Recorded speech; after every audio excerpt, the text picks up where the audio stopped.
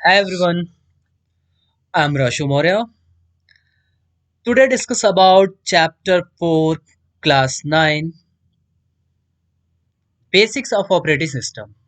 In this chapter cover is introduction, basic concept of operating system, need for operating system cell and kernel, function of operating system, device driver, type of operating system, commonly used operating system, and last one, file system. Okay, so let us discuss topic first. Introduction. Introduction. A machine is ultimately a machine only which is always made to work. In case of computer, it is either us if we do that or some other which does it for us. This some other is nothing but our very own operating system. Means that in this time कहने को sense ये कि operating system as a machine तो नहीं कह सकते but as a वो machine के लिए वर्क करता है उसको बनाया ही गया है किसके लिए मशीन के लिए जिससे हमारा कंप्यूटर सिस्टम क्या करना है कैसे करना है किस टाइप से वर्क करना है कौन से पार्ट को वर्क करना है वो सारा का सारा वो सारे हार्डवेयर डिवाइस उन चीजों को समझ सके है ना next one basic concept of operating system An operating system is an important component of a computer system which control all other components of a computer system. So basic concept में सबसे पहले हम लोग उन सारी बातों को बात करते हैं जो कि कंप्यूटर सिस्टम में बेसिक तौर पे यूज होता है जिससे हमारा कंप्यूटर सिस्टम पूरी तरह से एक कंप्लीटली कंप्यूटर इस सिस्टम कहलाता है ठीक है जिसमें हमारा हार्डवेयर सबसे पहले आता है हार्डवेयर को एक्टिवेट करने के लिए ऑपरेटिंग सिस्टम का यूटिलाइज करते हैं then the applications program routines means that कि जब ऑपरेटिंग सिस्टम वो इंस्टॉल हो गया तो हमारे हार्डवेयर सारे पार्ट्स को उनके रोल के बारे में पता चल गया तो अब यूजर तभी टास्क करेगा जब उसके पास कोई एप्लीकेशंस हो तब तो उसके लिए हमको एप्लीकेशंस की जरूरत पड़ेगी और लास्ट में humanware means that user की बारी आती है ना तो हम इसको एक तरह से ऐसे कर सकते हैं ह्यूमन बीइंग एप्लीकेशंस पे वर्क करता है एप्लीकेशन इंट्रोड्यूस होता है एप्लीकेशंस बताता है ऑपरेटिंग सिस्टम को ऑपरेटिंग सिस्टम उन सारी बातों को कन्वर्ट करता है हार्डवेयर के पास ताकि हार्डवेयर उन सारी चीजों को परफॉर्म कर सके उसके बाद हमको हमारा आउटपुट मिलता है तो सबसे मेन पार्ट हुआ फिर एक तरह से हार्डवेयर हम कह सकते हैं है ना अब हार्डवेयर को एक्टिवेट करने के लिए हम लोग क्या करते हैं ऑपरेटिंग सिस्टम का डेफिनेशन देखिए यहाँ पे दिया हुआ है sorry an operating system is a program which act as an interface between a user and the hardware तो मतलब मतलब ये कि ऑपरेटिंग सिस्टम हमारा एक एज ए मीडिएटर की भूमिका निभाता है जो कि यूजर से इंटरेक्ट होता है और हार्डवेयर से यूजर को उनके भाषा से इंटरेक्ट होता है हार्डवेयर को उनके भाषा से इंटरेक्ट होता है एक तरह से ये कह सकते हैं कि वो क्या करता है कि वो हमारी बातों को समझ करके और फिर मशीन में कन्वर्ट करके लैंग्वेज प्रोसेसर के थ्रू वो उन सारी बातों को मशीन के लैंग्वेज में बताता है ना तो इंटरेक्ट हुआ ना कि यूजर से भी इंटरेक्ट हो रहा है और हार्डवेयर से तो एज ए वो मीडिएटर की भूमिका निभाता है इज दैट क्लियर ओके आइए हम लोग नेक्स्ट वन करते हैं नेक्स्ट टॉपिक है role of operating system the operating system provide certain services to program and to the user of the program है ना तो कहने का सेंस ये कि बहुत सारे सर्विसेज वो देते हैं operating system as a program के थ्रू यूजर प्रोग्राम के थ्रू जिसमें हमारा सम ऑफ कॉमन यहाँ पे है दिया हुआ है पहला हम लोग बात करते हैं program execution the operating system is responsible for executing various program whether user program or system program especially program required for the machine functioning मतलब कि क्या करता है ऑपरेटिंग सिस्टम? रिस्पॉन्सिबल होता है वो बहुत सारे प्रोग्राम के लिए, है ना, बहुत सारे टास्क के लिए। वो किसके अकॉर्डिंग? हार्डवेयर के अकॉर्डिंग, हमारे मशीन के अकॉर्डिंग, कि कौन से मशीन से, कौन से हार्डवेयर पार्ट से हमको कौन सा वर्क लेना है।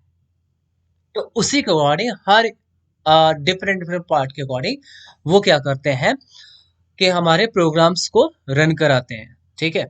नेक्स्ट वन है हैंडल इनपुट आउटपुट ऑपरेशन। अब इसमें क्या हो रहा है? The operating system responsible for handling various type of input like keyboard, mouse and output is in appropriate manner. मतलब कि हमारा ऑपरेटिंग सिस्टम ये भी रिस्पॉन्सिबिलिटी निभाता है कि कितने टाइप से हमारे पास इनपुट डिवाइस है और कितने टाइप्स ऑफ आउटपुट डिवाइस है। उन उनकी भी पूरी रिस्पॉन्सिबिलिटी किसकी होती है? ऑपरेटिंग सिस्टम की होती है ना। ये किन से आउटपुट, कहाँ से आउटपुट आ रहा है, कहाँ से आउटपुट जा रहा है, कौन कौन से हमारे इनपुट डिवाइसेस लगे हुए हैं, कौन हमारे पास इंस्ट्रक्शंस भेज रहा है, कौन से कहाँ पे इंस्ट्रक्शन जाना चाहिए, एवरीथिंग। नेक्स्ट वन है manipulations of a file system. This task involves the making of decision regarding the storage of file like hard disk or flash drive। Means that कि ये एक तरह का और भी रिस्पॉन्सिबिलिटी निभाते हैं। क्या? कि ये हमारे पास जो भी कुछ डिवाइस है, स्टोरेज है ना, तो हम जब भी अगर हम अपने अकॉर्डिंग हम किसी भी फाइल को सेव करना चाहते हैं तो वो हमको सजेस्ट भी एक तरह से ये कर सकते हैं, वो हमको सजेस्ट करते हैं कि आपके पास ये स्टोरेज डिवाइस है, यहाँ पे आप जाके अपनी फाइल को स्टोर कर सकते हैं, लाइक दैट हार्ड डिस्क और flash drive etc। Okay. Next one error detection and handling. The operating system also responsible for detecting and any type of error that occur and the properly handling it। है ना। कहने का sense ये कि जब भी हम लोग, आप लोगों ने देखा होगा कि जब हम लोग अपने ऑपरेटिंग सिस्टम पे वर्क कर रहे होते हैं तो कंप्यूटर पे वर्क कर रहे हैं तो कभी कभी बहुत सारे एरर जनरेट करता है, बहुत सारा मैसेज हमको देता है। तो उस कंडीशन में वही मैसेज वो कौन देता है? वो ऑपरेटिंग सिस्टम ही देता है। ऑपरेटिंग सिस्टम ये चीजें चेक कर रहा है कि समथिंग, कोई फाइल अगर आपकी मिसिंग हो गई है ना, कोई आपका एप्लीकेशन से कोई फाइल मिसिंग हो गई, एप्लीकेशन सॉफ्टवेयर से आपका प्रॉपर से वर्क नहीं कर रहा है ना, तो उससे रिकॉर्डिंग वो एरर को डिटेक्ट करते हैं और एरर को डिटेक्ट करने के बाद आपको सोल्यूशन भी बताते हैं कि इसके लिए क्या करना होगा। बस हमें आपको उस प्रॉब्लम को या उस एरर को पढ़ना आना चाहिए। ओके। नेक्स्ट वन बात करते हैं resource allocation. This take task aim at a proper use of resources available, है ना। तो proper resources available means that क्या, कि आपके पास उन ऑपरेटिंग सिस्टम के पास जितने भी सारे रिसोर्स हैं, है ना, वो सारा का सारा रिसोर्स आपके लिए मीन्स दैट यूजर के लिए अवेलेबल करा देते हैं। जैसे एक एग्जांपल समझते हैं, मल्टीपल फाइल को अगर प्रिंटेड करना है, प्रिंट करना है ना, तो इसका मतलब क्या, वो आप अगर प्रिंटर जोड़ दोगे तो परमिशन नहीं देगा? नहीं। जैसे आप प्रिंटर जोड़ दोगे और उसको इंस्टॉल कर दो तो एक रिसोर्स अवेलेबल हो गया ना। तो हमारा ऑपरेटिंग सिस्टम वो हमको खुद ही बताएगा और बोलेगा कि हाँ, आप रेडी हो, आप यहाँ से प्रिंट आउट ले सकते हो, है ना। सो नेक्स्ट वन हम लोग बात करते हैं इंफॉर्मेशन और रिसोर्स प्रोटेक्शन। सॉरी, अभी अकाउंटिंग बचा हुआ इधर। Accounting, the operating system keep an account of what type of function is taking place and what type of error have occurred। मतलब कि वो ऑपरेटिंग सिस्टम एक टाइप का काउंट भी करता रहता है कि कितने टाइप से आप फंक्शंस को कर रहे हो, कहाँ पे कर रहे हो, और कितने टाइप से वो एरर दे रहा है ना। तो इन चीजों को वही वो काउंट करता रहता है कि क्या क्या चीजें हमारी चल रही है और क्या क्या हमको प्रॉब्लम या एरर आ रही है। नेक्स्ट वन है 7, information and resource protection. The operating system is responsible for ensuring that the information and resource available on machine are used in correct way, है ना।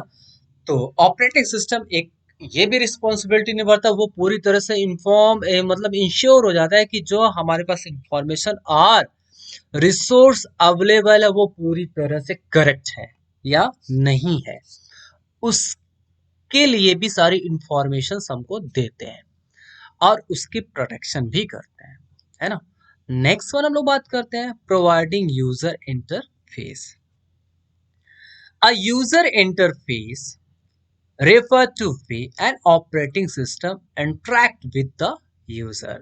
सबसे बड़ा रोल इनका यही है कि ये हमको हमेशा इंटरेक्ट करवाते हैं किससे, यूजर से और किससे, हार्डवेयर से। ओके, चलिए हम लोग आगे बढ़ते हैं। नेक्स्ट वन टॉपिक हमारे नीड फॉर ऑपरेटिंग सिस्टम, कि क्या क्या जरूरत है या क्या क्या चीजें हमको एलोकेट करते हैं हमारा ऑपरेटिंग सिस्टम, क्या क्या चीज की जरूरत होती है। हार्डवेयर इज नथिंग, ध्यान दीजिएगा, hardware is nothing but finally design machinery. A machine is ultimately a machine only which is always made to work. तो हार्डवेयर, हम ऑपरेटिंग सिस्टम को ये तो नहीं कह सकते, अभी जस्ट मैंने आपको शुरू में इंट्रोडक्शन पार्ट में बताया था कि ये एज ए हार्डवेयर नहीं है, लेकिन ये हार्डवेयर के लिए ही डिजाइन किया गया, एज ए मशीन के लिए ही डिजाइन किया गया है, जिससे हमारी जो हमारी मशीन है वो प्रॉपर से वर्क कर सके। अब यहाँ पे एक फिगर देखो दिया हुआ है, इस फिगर के माध्यम से हम लोग देख लेते हैं। चलिए पहले यहाँ से हम लोग स्टार्ट करते हैं। Manage file and folder. Operating system क्या करता है, ये भी है जो कि आगे आपको टॉपिक मिलने वाली है। वो क्या करता है, हमारे पूरे फाइल को मैनेज करता है कि क्या कौन एक तरह से हायरार्की फॉर्म में, है ना, कि वो एकदम सीक्वेंस में हमारे हर फाइल एंड फोल्डर को रखने में हेल्प करता है। Next one, share out system memory, है ना। तो क्या करता है वो, आपको शेयरिंग का भी ऑप्शन देता है कि आप किसी से भी अपनी बातों को, जो भी आपकी मेमोरी है उसको शेयर कर सकते हो। Next one, handle system error and alert user. तो हमेशा जो भी कुछ वो सिस्टम एरर में जो भी कुछ प्रॉब्लम आती है वो एरर को डिटेक्ट करता है, और डिटेक्ट करने के बाद यूजर को अलर्ट भी करता है, मीन्स इंफॉर्मेशन देता है कि समथिंग इज प्रॉब्लम, और किस टाइप की प्रॉब्लम और क्या करना चाहिए, वो एवरीथिंग। अब नेक्स्ट वन हम लोग बात करते हैं मैनेज सिस्टम सिक्योरिटी, है ना। तो वो मैनेज करता है, ऑपरेटिंग सिस्टम की ही बात कर रहे हैं, ध्यान दीजिएगा। ऑपरेटिंग सिस्टम उनके फंक्शन के बारे में, जरूरत क्या क्या उनके बारे में, कि ये कर क्या क्या चीजें हैं, तो ये मैनेज भी करते हैं किस तरह से सिक्योरिटी। मतलब यहाँ पे फायरवॉल भी हमारा एक्टिवेट होता है, एज ए वो एंटीवायरस की तरह ही प्रोटेक्ट करता है। तो सिक्योरिटी फीचर्स भी हमको अवेलेबल होता है कि इसमें आप ऐसे भी सिक्योरिटी लगा सकते हो कि आपका सिस्टम ही कोई ना छूटे दी, कोई ना छू पाए, उसमें पासपोर्ट लगा सकते हो, है ना। तो ये सब सारी चीजें हमारे पास सिक्योरिटी वो सारे का सारा यहाँ पे अवेलेबल है। नेक्स्ट वन है allow software to communicate with hardware. Operating system एक ऐसा प्लेटफॉर्म भी हमको प्रोवाइड करता है जहां पे हम अपने नीड के according different types of application software को इंस्टॉल कर सकते हैं अकॉर्डिंग टू हार्डवेयर और कम्युनिकेशंस के। हमको जैसी जरूरत हो, बात करने की जरूरत हो या किसी अदर एप्लीकेशंस की जरूरत हो, वो सारा का सारा फैसिलिटीज हमको प्रोवाइड करता है कौन, hardware. Next one, move data to in from the hard disk and hard disk. मतलब कि आप हार्ड डिस्क में भी डेटा रख सकते हो या किसी अदर रिसोर्स में आपको जरूरत है वहां पे भी आप रख सकते हो। Load and run other software and applications. अगर आपके पास कोई एप्लीकेशन इंस्टॉल है तो हमको ये फैसिलिटी प्रोवाइड करते हैं कि आप डबल क्लिक करिए, वो तुरंत का तुरंत उस एप्लीकेशंस को वो लोड करेंगे, और लोड करने के बाद आपको एप्लीकेशंस को रन करा देंगे। ठीक है, नेक्स्ट वन बात करते हैं हैंडल इनपुट एंड आउटपुट। तो अभी जस्ट हम लोग ने पढ़ा था कि वो क्या कर रहा है, different types of input devices and output device सारे लोगों को वो हैंडल करता है। Next one, recognise and install peripheral device, है ना। तो जो भी पेरिफेरल डिवाइस हमारा मीन्स दैट कि हमारा आउटसाइडर, हम अलग से जितने भी सारे डिवाइस को लगाते हैं उसको भी इंस्टॉल करने की परमिशंस देता है, और उसको रिकॉग्नाइज मीन्स दैट कि वो एक्सेस करता है और इंस्टॉल करके आपको यूज करने की परमिशन देता है। ठीक है, चलिए नेक्स्ट वन हम लोग बात करते हैं an operating system is a program which act as an interface between user and the hardware.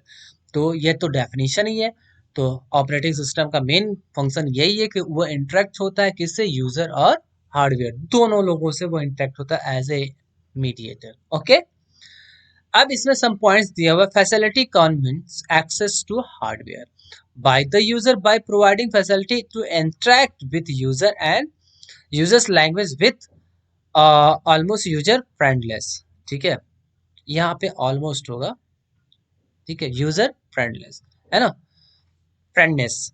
तो इंटरेक्ट होता है जितने भी हार्डवेयर पार्ट है हमारे सारे के वो पूरी की पूरी फैसिलिटी प्रोवाइड करता है जिससे यूजर इंटरेक्ट हो सके एज ए फ्रेंड की तरह। मतलब जितने भी सारे हार्डवेयर हैं वहां पे लगे हुए हैं, यूजर को कोई प्रॉब्लम ना हो उनसे अट्रैक्ट होने में। Next one, improve efficiency of a system by managing various resources of the computer so as to give optimal performance। तो जितने भी सारे हमारे पास, हम लोगों ने भी पढ़ा भी था कि जितने भी सारे हमारे पास फैसिलिटीज है, रिसोर्सेज है, वो सारा का सारा आप परफॉर्म्स ले सकते हैं, उनसे करवा सकते हैं, आप उनसे यूटिलाइज कर सकते हैं। Next one, provide security of the system and its program and data by ensuring the authorized user used to system through a valid user account। मतलब कि इन्होंने कहा कि वैलिड यूजर, अगर आपने पासवर्ड लगा दिया या कुछ ऐसे सिक्योरिटी फीचर्स यूज कर ली, तो वो पासवर्ड या सिक्योरिटी फीचर्स आप जिसको बताओगे या वो फीचर्स अवेलेबल कराओगे तभी वो ऑपरेटिंग सिस्टम या हमारा कंप्यूटर सिस्टम हमको अलाउ करेगा, अदरवाइज परमिशन ही नहीं देगा। तो यही बातें हुए provide security of the system. जैसे हमारे फोन में कि हम लोग फोन को लॉक कर देते हैं, अनलॉक करते, जिनको पासवर्ड पता होगा वही यूज करेगा। तो जब अगर उसको करेक्ट पासवर्ड पता होगा तो हमारा ऑपरेटिंग सिस्टम या हमारे फोन तो ये समझ लेगा ना कि हमारा यूजर आ गया है, तभी तो वो उसने करेक्ट पासवर्ड डाला हुआ है और वो ओपन हो जाएगा। यस, नेक्स्ट वन हम लोग बात करते हैं emulate feature not available to sorry in hardware, है ना। तो इसको कहते हैं as a given impression of having more memory concept called virtual memory। तो यहाँ पे हार्डवेयर में आप अलग से कोई सा भी मेमोरी लगा सकते हो जिसकी ये परमिशन देते हैं हमें। ओके, ये कोई जरूरी नहीं कि हमारे पास जो हमारे लैपटॉप या डेस्कटॉप में लगा हुआ बस उतना ही है, उनसे अधिक की भी आपको जरूरत है एक्सटर्नल डिवाइसेस की, तो वो भी आप यहाँ से यूटिलाइज कर सकते हो। ओके, चलिए नेक्स्ट वन हम लोग आगे बढ़ते हैं। Operating system shell and kernel. अब ध्यान दीजिएगा ऑपरेटिंग सिस्टम कैसे वर्क करता है। ऑपरेटिंग सिस्टम ध्यान दीजिएगा टू टाइप्स ऑफ वर्क करता है, एक सेल और दूसरा कर्नल। सेल क्या होता है? This shell part is responsible for interact with the user. मतलब सेल ऑपरेटिंग सिस्टम में ध्यान दीजिएगा, ऑपरेटिंग सिस्टम भी ये दो टाइप से वर्क करते हैं ना।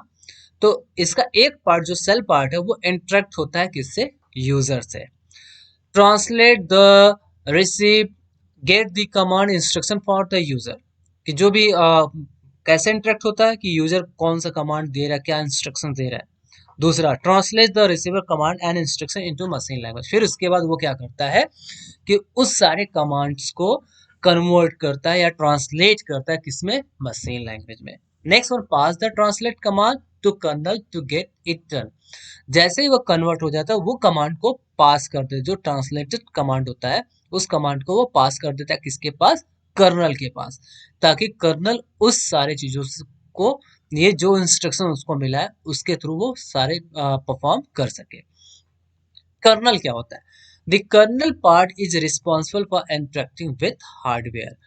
तो कर्नल जो हमारा पार्ट होता है वो किससे इंटरेक्ट हो रहा है? वो हार्डवेयर से इंटरेक्ट हो रहा है। A kernel is the core part of operating system, है ना। तो ये कोर पार्ट हमारा operating system is a function at a basic level communication communicating with the actual hardware and managing resource such as a CPU and the memory, है ना। तो वो actual memory ये क्या करता है? पूरी तरह से कम्युनिकेट करता है पूरी तरह से हार्डवेयर पार्ट में, है ना। सेल हमारा यूजर से इंटरेक्ट कर रहा है जो कि ऑपरेटिंग सिस्टम का ही पार्ट है। कर्नल भी हमारा ऑपरेटिंग सिस्टम का पार्ट है और वो किनसे इंटरेक्ट हो रहा है? हार्डवेयर से। अब इस फिगर के माध्यम से देख लो, अब ये जो पार्ट है ये हमारा आपका सेल पार्ट है। सेल पार्ट मीन्स दैट कि यहाँ पे आया यूजर आया यूजर एप्लीकेशंस के थ्रू पास किया इंस्ट्रक्शन पास किया, तो वो क्या किया, कन्वर्ट करने के बाद कर्नल के पास गया, है ना। अब ये kernel processing management, memory management, device management, जो भी कुछ है वहां से कन्वर्ट होने के बाद ये सीधे सीधे यहाँ पे हम चले आए, सीपीयू से के पास जाना है, मेमोरी के पास जाना है, कि डिवाइस के पास जाना है, कैसे जाना है, वो फिर कर्नल अपना देखेंगे। अब कर्नल में ये देखो, process management, input output, interrupting इन event handling, time management, memory management, file system, मतलब कि ये सारे के सारे पार्ट हैं कि हम कौन सा इंस्ट्रक्शंस कहाँ पे भेज रहे हैं, कि टाइमर वहां पे लगा हुआ है कि कितने देर में ये रहा, कौन से पार्ट से इनपुट आ रहा है, कौन से पार्ट पे आउटपुट जा रहा है, हमारा ये फ्लैश मेमोरी में जाएगी कि हार्ड ड्राइव में जाएगी कि प्राइमरी में, कि टेम्परेरी टाइप में रहेगी, एवरीथिंग। मेमोरी मैनेजमेंट में हमारे पास कितना स्पेस है, कितना नहीं, मतलब ये सबका सारी रिस्पॉन्सिबिलिटी किसकी होगी, कर्नल की होगी। ओके, लेकिन आप सिर्फ इतना ध्यान रखिएगा कि जो सेल पार्ट है वो इंटरेक्ट होता है यूजर से, कमांड लेना है, यूजर क्या कमांड दे रहा है उसको कन्वर्ट करना और कर्नल के पास भेज देना। कर्नल क्या करता है, वो इंटरेक्ट होता है हार्डवेयर से, और हार्डवेयर से जो उसको इंफॉर्मेशन मिलती है, इंस्ट्रक्शंस मिलता है, कौन से पार्ट से क्या परफॉर्म करवाना है, वो सारा का सारा कर्नल रिस्पॉन्सिबिलिटी निभाते हैं। ओके, चलिए नेक्स्ट वन, अब हम लोग बात करते हैं functioning of a operating system. Operating system का क्या क्या फंक्शन है। Function of operating system fall into three categories: essential function, monitoring function and service function। चलिए essential function को देखते हैं। essential function ensure effective utilization of a computer system resources, मतलब कि हम वो क्या करता है, एक तरह ऐसा इफेक्टिव पार्ट है कि जो हमारे कंप्यूटर सिस्टम में जो रिसोर्सेस है उसको पूरी तरह इंश्योर करता है कि आप इससे यूज कर सकते हैं, इस पार्ट को आप पूरी तरह से यूटिलाइज में ले सकते हैं, है ना, यूटिलाइजेशन हो सकता है। एसेंशियल मॉनिटरिंग फंक्शन, मॉनिटर और collected information related to a system performance. तो ऑपरेटिंग सिस्टम मतलब कि वो क्या करता है कि हमारा कंप्यूटर सिस्टम कैसा परफॉर्म कर रहा है, उससे रिलेटेड परफॉर्म कर रहा है या नहीं कर रहा है, उससे रिलेटेड पूरी इंफॉर्मेशन को कलेक्ट करता है और उस पर ध्यान देते रहता है, मॉनिटरिंग करता रहता है ना। किसकी बात कर रहे हैं, फंक्शनिंग ऑफ ऑपरेटिंग सिस्टम की। ऑपरेटिंग सिस्टम क्या क्या फंक्शन प्रोवाइड करते हैं। Next one, service function, enhance facility provide to user, कि उसके पास जितनी भी सारी फैसिलिटी है वो सारा का सारा प्रोवाइड कर देता है यूजर को, कि हाँ इतनी सारी मेरे पास फैसिलिटी, आप इसका यूटिलाइज कर सकते हो। सब major function of an operating system कुछ और भी है। Processor management, memory management, file management, device management and user interface. Processor management मतलब कि कौन सा टास्क आए, कितने देर में वो प्रोसेसिंग से प्रोसेस करेगा, वो। मेमोरी मैनेजमेंट कि वो कहाँ पे जाना है, कैसे जाना है, कितने देर तक मेमोरी में रहना है। फाइल मैनेजमेंट कि वो कौन सी फाइल कहाँ पे जानी है। डिवाइस मैनेजमेंट कि कहाँ से आ रहा है इनपुट और आउटपुट। यूजर इंटरफेस मतलब इंटरेक्ट भी होता है। Is that clear. चलिए नेक्स्ट वन हम लोग बात करते हैं device driver. A device driver is a group of files that enable one or more hardware devices communicate with the computer operating system। मतलब डिवाइस ड्राइवर क्या होता है, डिवाइस ड्राइवर अदर किसी हार्डवेयर को जब आप अपने कंप्यूटर सिस्टम में लगाते हैं तो ऑपरेटिंग सिस्टम को बताने के लिए हमको उस ड्राइवर की, उस डिवाइस के ड्राइवर की जरूरत होती है। जैसे एक एग्जांपल समझते हैं, आपके कंप्यूटर सिस्टम में आपने प्रिंटर लगा दिया, ठीक है, प्रिंटर तो लगा दिया, लेकिन क्या ऑपरेटिंग सिस्टम को पता है, बस ऑपरेटिंग सिस्टम को ये पता है कि हाँ कोई एक्सटर्नल डिवाइस हमारे पास, एक्सटर्नल हार्ड डिवाइस मेरे से अटैच हुआ है, लेकिन क्या है उसका क्या काम है, ऑपरेटिंग सिस्टम को कुछ नहीं पता। तब उसको पता करने के लिए हम क्या करते हैं, हम उस प्रिंटर का ड्राइवर मीन्स दैट सॉफ्टवेयर हम अपने कंप्यूटर सिस्टम में इंस्टॉल करते हैं। जब इंस्टॉल करते हैं तब ऑपरेटिंग सिस्टम को समझ में आ जाता है हाँ एक प्रिंटर है जिससे इतने सारे स्कैन भी होता है, प्रिंट आउट भी होता है, इतने सारे टास्क किए जा सकते हैं।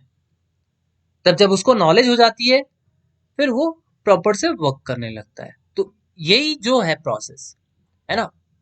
कोई एक्सटर्नल डिवाइस अटैच करते हैं अपने कंप्यूटर सिस्टम में, तो ऑपरेटिंग सिस्टम को उसको नॉलेज लाने के लिए उसको इंस्टॉल करते हैं अदर हार्डवेयर डिवाइस के ड्राइवर को, that is called device driver. Each hardware device installed on a computer require a different type of device driver or hardware drivers. The device provide specific instructions to operating system in order for hardware device perform properly. है ना। तो आप जितने भी external device आप लगाओगे hardware device, तो उस सारे हार्डवेयर डिवाइस को इंस्टॉल करना पड़ेगा, ऑपरेट उसका ड्राइवर को इंस्टॉल करना पड़ेगा, जिससे हमारे ऑपरेटिंग सिस्टम को प्रॉपर से पूरी बातें उनको पता चल जाएंगे, जिससे आप प्रॉपरली एक उस हार्डवेयर डिवाइस का यूज कर सकते हैं। अगर हम नहीं इंस्टॉल करेंगे, हम उसके पूरे फंक्शंस को यूटिलाइज कर ही नहीं पाएंगे। जितने भी सारी उस डिवाइस, जो हार्डवेयर डिवाइस होगी, जितनी भी सारी उसकी फैसिलिटी होगी, तो यही हमारा डिवाइस ड्राइवर कहलाता है। ओके, सो टुडे इस वीडियो में इतना ही। आई होप कि आपको लोगों को सारी बातें समझ में आई होंगी, और अगर इन केस कोई प्रॉब्लम होती है तो आप लोग डायरेक्टली कंसल्ट करिएगा, या एक बार फिर से कंसल्टेट होकर इस वीडियो को देखिएगा, तो सारी बातें आप लोगों को क्लियर हो जाएगी। सो थैंक यू एवरीवन, मिलते हैं नेक्स्ट वीडियो में। So next part means that second part. So thank you all of you.